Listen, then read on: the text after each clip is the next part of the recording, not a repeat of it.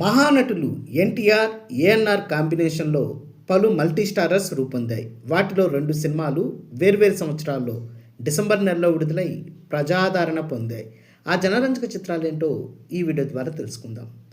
December నెలలో NTR, ANR combination నుంచి వచ్చిన మొదటి చిత్రం సంసారం. పల్లెటూరు పిల్ల వంటి విజయవంతమైన చిత్రంతో మల్టీ స్టారర్స్కి శ్రీకారం చుట్టిన నటరత్న ఎన్టీఆర్, నట సామ్రాట్ ఏఎన్ఆర్ కాంబినేషన్ పల్లెటూరు పిల్ల విడుదలైన 1950లోనే సంసారంతో మరోసారి సందడి చేశారు. 1950 డిసెంబర్ 29 అంటే 75 సంవత్సరాల క్రితం విడుదలైన ఈ సినిమా రజతోత్సవం జరుపుకుని అప్పట్లో వార్తల్లో నిలిచింది. లెజెండరీ మేకర్ ఎల్వి ప్రసాద్ దర్శకత్వం వహించిన సంసారంలో లక్ష్మీరాజ్యం, రేలంగి, సూర్యకాంతం, పుష్పలత, దొరైస్వామి, మాస్టర్ ఆనంద్, బేబీ అరుణ ఇతర ప్రధాన పాత్రలు పోషించారు.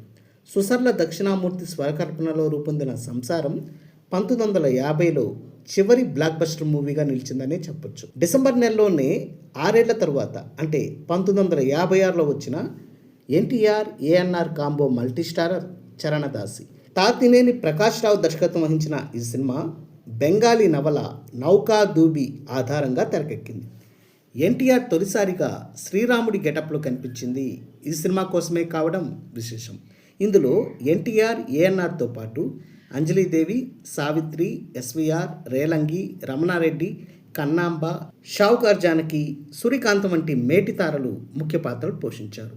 సాలూరి రాజేశ్వరరావు సంగీతం అందించిన చరణదాసి 1956 డిసెంబర్ 20న విడుదలై విజయకేతనం ఎగరవేసింది. డియర్ వ్యూయర్స్, ఈ 2 జనరంజక చిత్రాల్లో మీరు ఎక్కువసార్లు చూసిన సినిమా ఏంటో కామెంట్ బాక్స్లో పోస్ట్ చేయండి.